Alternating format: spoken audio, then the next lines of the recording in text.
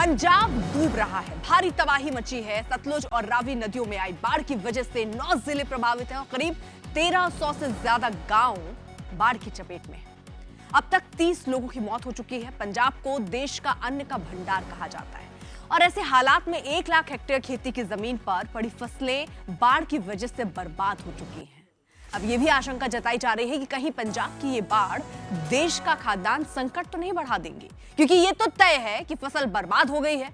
अभी फिलहाल बाढ़ संकट से बाहर आने की भी कोई संभावना नजर नहीं आती है, क्योंकि लगातार बारिश हो रही है और नदियों में पानी बढ़ रहा है। पूरी रिपोर्ट।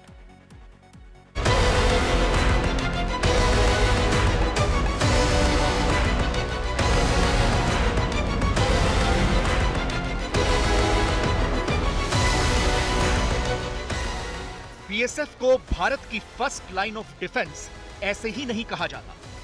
यह पाकिस्तान बॉर्डर से सटा पंजाब का फिरोजपुर जिला है, जहां सतलुज नदी में भयानक बाढ़ आई हुई है। बॉर्डर के कई गांव इस बाढ़ में बुरी तरह से फंस गए हैं और ऐसे में लोगों को इस बाढ़ से बचाने का काम कर रही है बीएसएफ, जो बॉर्डर की बाढ़ और सतलुज की बाढ़ दोनों को संभाल रही है। ये जो आप तस्वीरें देख रहे हैं, ये लोगों को रेस्क्यू यहाँ से किया जा रहा है।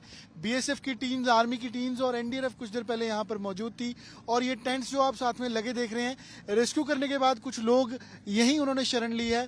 दीरागारा गांव है फिरोजपुर का, जहां से 3000 लोगों को यहाँ से रेस्क्यू किया गया पिछले 2 से 3 दिनों में। और आप देखिए, आपको लगेगा जैसे कोई टापू है, समुंदर में आप इस समय ट्रेवल कर रहे हैं, लेकिन ये सबसे ज्यादा इफेक्टेड गांव है फिरोजपुर का।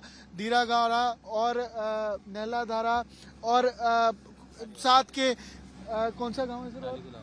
डाली गुलाम, सुल्तान वाला, ये गांव है, रुकने वाला, ये यहाँ के गांव है जो सबसे ज्यादा इफेक्टेड है। आसपास के गांव, इन इलाकों में जो सतलुज महज कुछ 100 मीटर तक फैली होती थी, वो अब 6 किलोमीटर के पाट में फैल चुकी है। लगता है कि जैसे समंदर हो, पूरा इलाका टापू बन चुका है और गांवों में कई फुट पानी भर चुका है।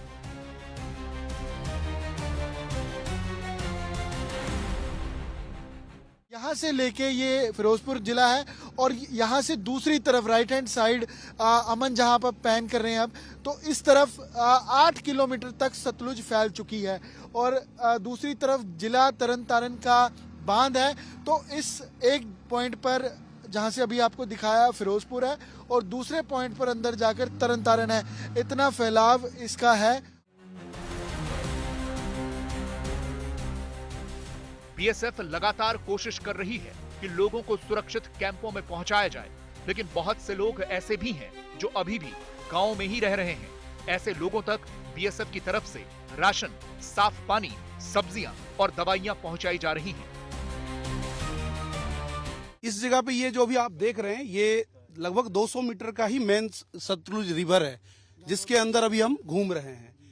और इसका जो अभी आज के डेट में एक्सपेंड हो चुका है, 4 से 5 किलोमीटर का एक्सपेंड हो चुका है। अगर हम और आगे की तरफ बात करें तो इस जगह पर अभी 1 से 1.5 किलोमीटर का एक्सपेंड है और अभी इसके अंदर जो गहराई है पानी की, लगभग 27 से 28 फीट वाटर है सतलुज रिवर में। तो लोगों को क्या क्या आप लेकर जा रहे हैं सर? क्या क्या जरूरी सामान है जो उनको लेकर जा रहे हैं?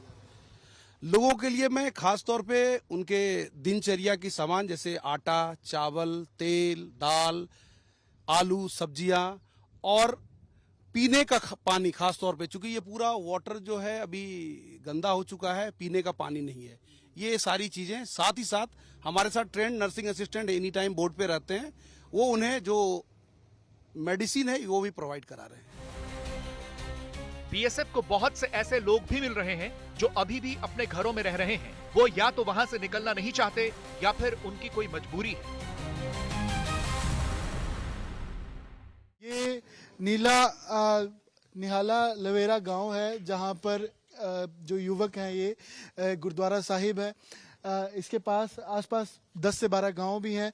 तो यहाँ पर रेस्क्यू किया जा रहा है। जो जो ज़रूरी सामान है वो इनको पहुँचाया जा रहा है। मेडिसिन है, पानी है। आप यहाँ रहते हैं जी? हाँ जी सर, यहाँ पे रहते हैं, यही गाँव है मेरा। आपने आवाज लगाई तो बीएसएफ ने सुन लिया था, फिर यहाँ पहुंचे। हाँ जी। आप कितनी देर से अंदर थे? मैं जी हो गया, मैं सुबह से अंदर। सुबह से। कितना हाँ जी। पानी अंदर? पानी घर में है हमारे यहाँ। अच्छा। हाँ जी, कोई 2-2 फुट घर में। बाहर जा रहे हैं? हाँ, बाहर जा रहे हैं। खेती तो पूरी खराब हो चुकी है, तो अब क्या करेंगे, अभी सरकार क्या करती है वो अभी उनके। हमारे पास 7 एकड़ जमीन है, लेकिन हम 4 घर हैं, चारों घरों के पास 22-23 एकड़ की जमीन है। हाँ, 4 घर है। अंदर ज्यादा ऊपर नहीं गया है, हमारा घर ऊंचा है, इसलिए मतलब अंदर नहीं गया, नीचे नीचे ही रहा पानी। यहाँ तक खेत में चला गया था। इन गांवों से बीएसएफ ने बहुत से लोगों को बचाया है। पूरे इलाके में बीएसएफ की 15 बोट्स लगी हैं जो रेस्क्यू ऑपरेशन कर रही हैं, लेकिन समस्या उनकी भी है जिनके पास जानवर हैं। लोग खुद तो कैंप्स में चले जाएंगे, लेकिन अपने जानवरों को छोड़कर वो कैसे जाएं? इसीलिए बीएसएफ की तरफ से ऐसे जरूरतमंदों को जानवरों का चारा भी दिया जा रहा है। जाने का तो मन करता है, भैंसें खड़ी हैं इधर, हमारी सारी इधर 70 भैंस खड़ी है इधर। जब पानी आया था कितना पानी आया था? अभी कितना पानी है? पानी इधर है 4-5 फुट है, 6-6 हाँ 6-6 फुट भी है। पहले भी अगे कम हुआ है, 4-5 इंच घटा है, हुण फिर रात दा वध गया। रात से फिर पानी? हाँ, रात दा फिर बढ़ गया। तो आप ये क्या लेके आए हैं और क्या क्या चीजें की जरूरत है जो दी जा रही है? इधर कोई आटा होता है, जा पानी पूनी की लोड़ है, खाना बनाने लिए आटा चाहिए हनु। बस खाने पीने का और भैंसों के लिए दे रही है सर।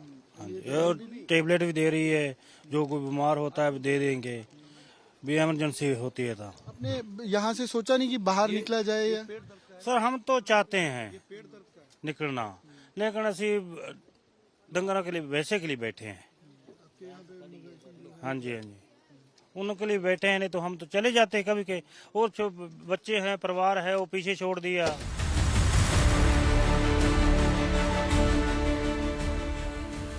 पंजाब के करीब 9 जिले बाढ़ से प्रभावित हैं। गांवों में तो पानी सब कुछ तबाह कर रहा है, लेकिन इस बाढ़ से शहर भी सुरक्षित नहीं है।